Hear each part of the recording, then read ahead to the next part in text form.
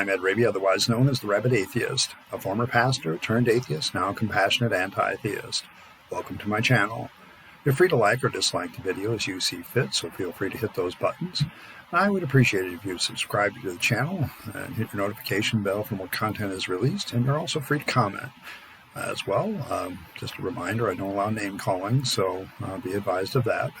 Demonstrate your point, don't yell at people. Simple one. You're also free to share my videos as much as you like. I'm in the business, I guess, of education these days, and I'm doing this little part of it for free, at least so far.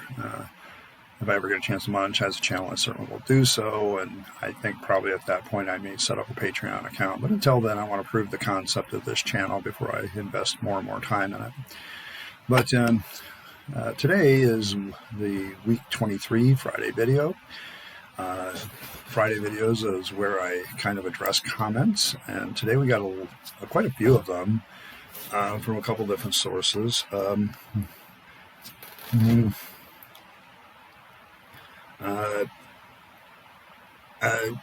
Freebird of Reason. He talks about how he lost his father last year, so he feels for me. He also, thank you for letting me know when Father's Day is in the UK. That's a nice thing to know that it's not too far apart. Seeing you lost your father last year, I can tell you this about it, and it's been 26 years for me. You'll never get over the loss completely. You'll adjust over time. You'll get used to the idea and you'll move along, but you'll never... I still, to this day, have not completely adjusted to my father's absence. And he's been gone over half of my life, and it's still a hole there. So I wish I had better news there, but we form these strong bonds with family members, and then when they break because of death, it's just something that scars us, and we move along. But you have my sympathies and my empathy, because we've both gone through it, so there's some empathy there.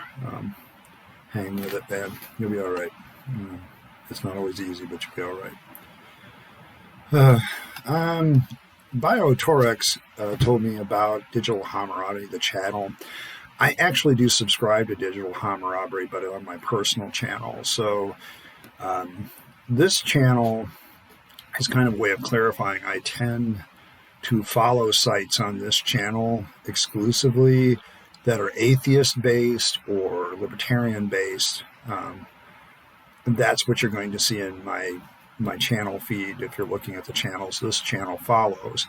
Some of you have channels out there, and I don't follow you, and that's not anything personal. You may notice another follower from some other guy named Ed. That's probably me. I try to find you on my personal channel and follow you that way. So you are picking up a follower if you follow me. So that particular channel is more for my entertainment, me following other channels and staying informed. I think I only have one video on that channel, so and it's about 10 seconds long. So and it's a personal issue. So that's kind of what we're dealing with. Stephen Shockley gave a 17-year-old giving me a lot of account of how he picked up on the BS of religion fairly early, and I can only offer you this encouragement: stick with it. Don't feel tempted to go back into faith. I'm a guy who if I wasn't saved and I wasn't dedicated as a Christian, I don't know who can be. You don't dedicate your life for 20 years to be a minister and not be dedicated to the faith. You at least believe in the concept of nothing else. And I can tell you that it's pretty empty. So don't think that you've made a bad decision. Right now you're at a time of your life where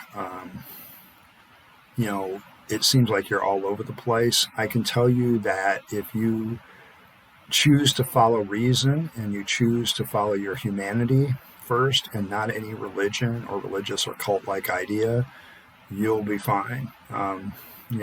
Everybody's going to be dedicated to different things. He talked about one of the things that bugged him, and he's not like allowed to kiss a girl or practice yoga. When I grew up in the church, it was a big deal in the Pentecostal church, in our Pentecostal church, the Assemblies of God, that suddenly it became culturally acceptable for women to no longer have to wear dresses and skirts, and they could actually don blue jeans and slacks. So, and I certainly had many youth group meetings where, yeah, I got to kiss the girl, but you had to be really secretive about it. I remember those days with a lot of fondness, but also a lot of, how shall I say it, looking back at it, it's like there was a lot of hypocrisy involved in that.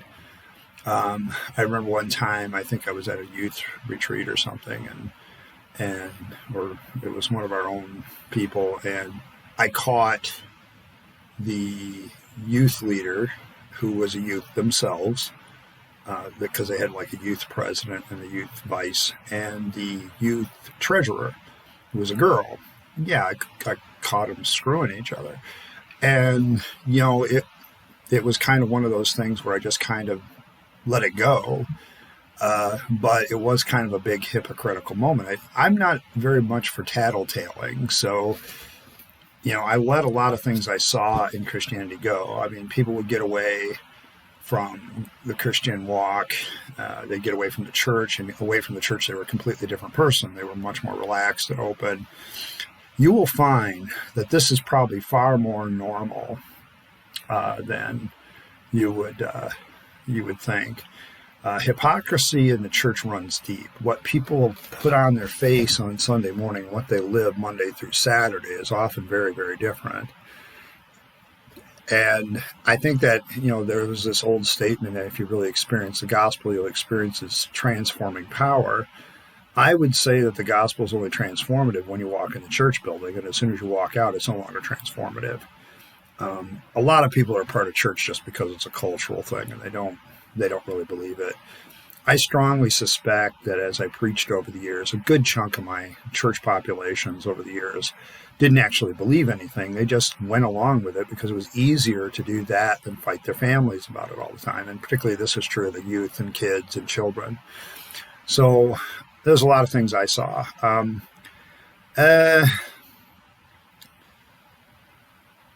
You ask a lot of things about the flood and the laws of nature. The thing about a miracle, and I was listening to Vice Rhino today about how one creationist at least was honest in saying we shouldn't always postulate these scientific explanations for how things could have happened and just say God did it, because that would at least be an honest response. And he's right. If you're going to postulate a miraculous God, you might as well say that miracles are a justified explanation. The problem is, from a scientific point of view and from a reality point of view, I could probably disprove every miracle that I've ever seen as a natural phenomenon or somebody being a trickster. So I saw a lot of shit in the Pentecostal church. And looking back at it, I could see that there was a lot of huckstery. There was a lot of people, being frauds and charlatans and snake oil salesmen because they were making a living. My favorites were the itinerant preachers and the itinerant ministers that would go around from church to church to church and pocket a check every week. Where they would also sell, they'd have this table in the back that would be in the foyer where they'd sell their latest whatever. And that's how they made their living. And I'm like, well, that's a great gig. I mean, you need gas money. And if you make, back in the day, if you made $300 a week, which was normal, I could pay your rent, pay a lot of stuff for you. And the thing about the ministry is you can do it well into old age. It doesn't require a lot of physical effort. So it's kind of one of those things. So when I see the laws of nature being broken, quote unquote, I don't think they're being broken.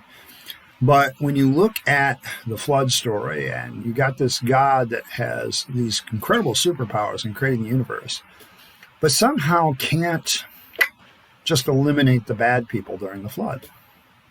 Got to drown everybody. You're right. What the hell did the animals do wrong? They didn't do anything wrong. Okay. Because, to a creationist, somebody who believes in the special creation of humanity, humanity is special. They're above all the rest of creation. And therefore, what happens to animals and plants and all that stuff is irrelevant. Okay, and the creation story does lend credence to that. So they didn't do anything wrong. And the more you read the Bible's miraculous accounts, you just find that there's just so many inconsistencies with the powers of God, and you begin to realize that maybe this is just. It's kind of like if you're involved in like a series of urban fiction or fantasy fiction, and you notice that the magical system sometimes has inconsistencies. It's kind of like that, and quite frankly, I think that's what you see, is that the various writers of scriptures have to do different things with the magical powers of God, and so they often contradict each other. And so that's kind of gives you, what all that just ends up being, what all that ends up just being is just, bullshit. Okay, that you suddenly realize that this is a fantasy story.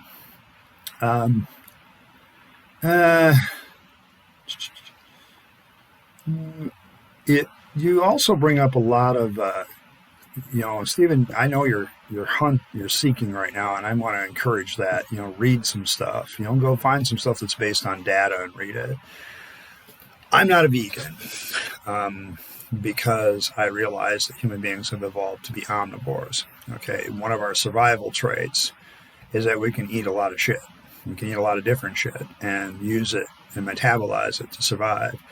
I would even say that we've developed a mutation, particularly those of us from Northern European descent, so that we can, we're not lactose intolerant.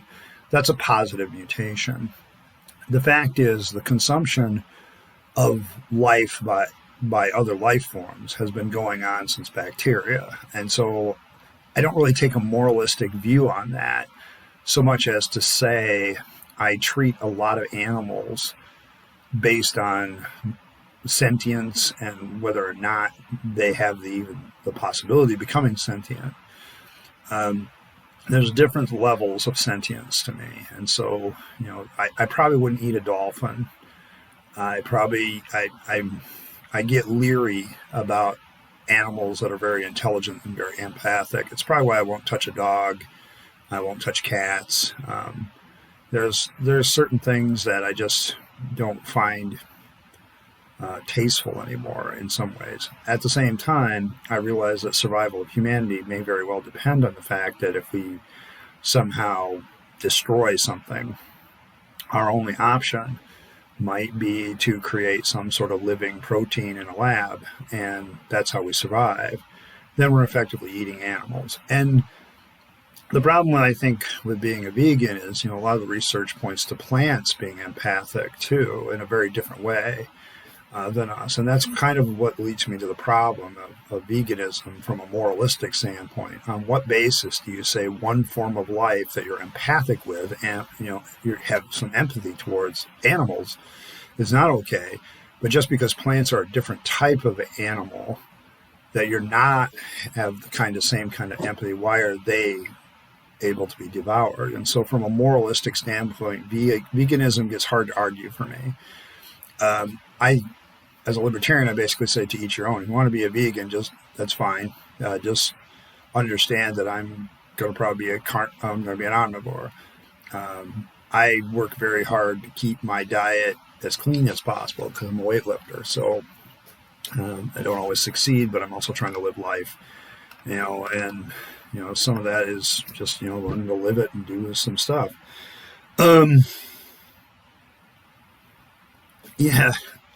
Freebird of Reason asks a hell of a good question, something that I'll probably get to when I get there. Because we're talking about the Gospels written after the events took place. Now, during my series, The Tall Tale of Jesus, A Skeptic's Disharmony of the Gospel, I grant the conservatives a lot of their assumptions that it's written in the first century by the writers that they say it's written at the earliest possible time frame that it could be written. And even doing all that, I pointed out there's massive problems. I'm going to tell you what I really believe.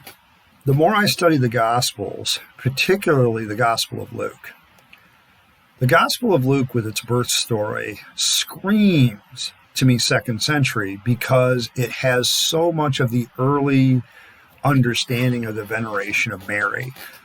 And it's so much focused on the narrative surrounding Mary. You don't really see that in the first century Christian literature. You only see that second century, and it just screams to me that that was written in the second century because of that. That's somebody simply looking at, the history of ideas and where ideas came from. But you bring up a good point about witnesses. What about the events that are only witnessed by, say, Jesus himself, such as his temptation in the wilderness? How did they know that? Well, the only way they could have known that, and I'll get to this more when I do reach that stage, the temptation of Jesus, the only way they would have known that is if Jesus had told them the story. Well, how the hell do you know the guy Jesus in Nazareth wasn't making it up? I mean, the only other option you have is the option that a lot of Christians fall back on. Well, they had special revelation.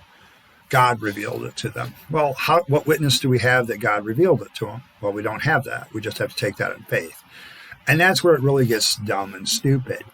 And I think that's the real problem that I have had with this. You need to understand, as I look through the life of Christ, I can't grant anything to these people. I can't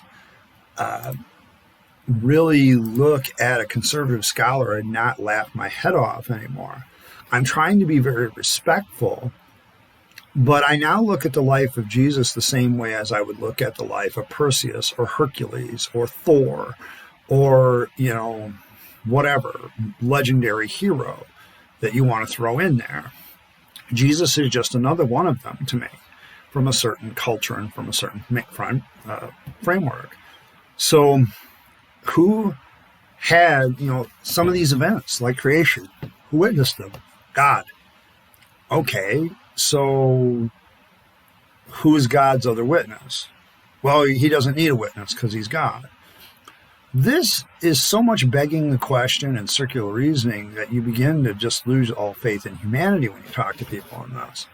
And it's just very, very difficult. So yeah, Freebird of Reason, you're right. It's a valid question. Who witnessed some of these events that were unwitnessable?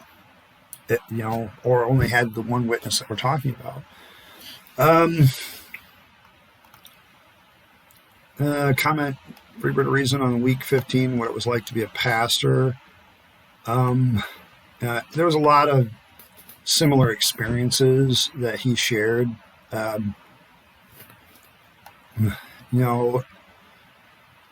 look at some of those experiences and I definitely resonate.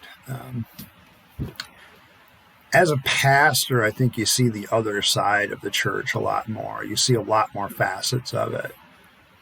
And after a while as a pastor, what used to depress the hell out of me is how many of my people thought that God was on their side.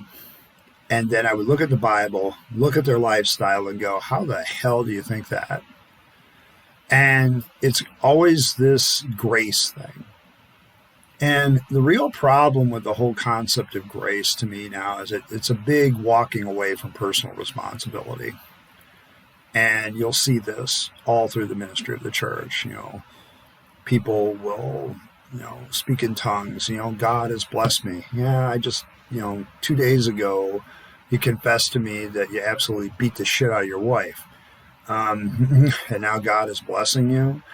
There was one woman that, thought that God was really moving in her life. And I knew for a fact that she was banging her husband and banging 2 other guys because she had told me so.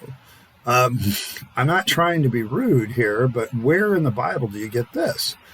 And, I know that the morality of the Bible can be really relative, but the way some parishioners would stretch this simply because they had Pentecostal gifts of the Spirit was amazing to me. That somehow the morality just didn't matter because of whatever. Freebird of Reason on my opening salvo number 3. You laugh. I want to thank you for laughing at my humor. I I inherited a very dry English humor. I'm not really surprised that some of you that are following this channel are from the UK. Just so you know my fuller ancestry, I did recently take a genetics test from Ancestry.com, so it can give you a general. I am Norwegian a little bit. I am Scottish, Irish, a shit ton of English, and a shit ton of Dutch, and another good chunk Bavarian. So that whole Northern European mess, but a good chunk of my ancestry, probably 40% of it, is from the British Isles. So, and I think I inherited that sense of sarcasm and dry wit and the rest of it that I really enjoy in watching English humor. I loved watching Monty Python when I was younger because I really appreciated that form of humor. I got that from my grandfather, who got it from his grandfather. And there's a line of people going all the way back to the Connecticut colonies, in the 1600s, of people that came from England and that settled in the New York River Valley. So I know a lot of my family genetic history, and a lot of it, my mother's side of the family is pretty much Dutch and English, with a little Irish and Scottish thrown in. And then my father's side is where the German and the Norwegian come from. So it's kind of, when I look at humor, and I do appreciate good humor, by the way, but I have a very high sense of intellectual humor, but the cussing thing, yeah, you store up a lot of quote unquote bad behaviors. If I had a nickel, okay, for every time that I put the brakes on my tongue before I said something, either a cuss word or really what kind of stupid idiot are you comment, I could have retired after 10 years in the ministry, because I'm not trying to be a jerk, but some people, their attitudes about things and religion and what their religion allows them to do, you can justify damn anything if you say God told you to do it. And in the Pentecostal church where I originally came from, oh my God, people would justify, having sex with outside of marriage. They would justify, well, the Spirit of God led me to that, and the Spirit of God led to teach me this. Yeah, okay. Right.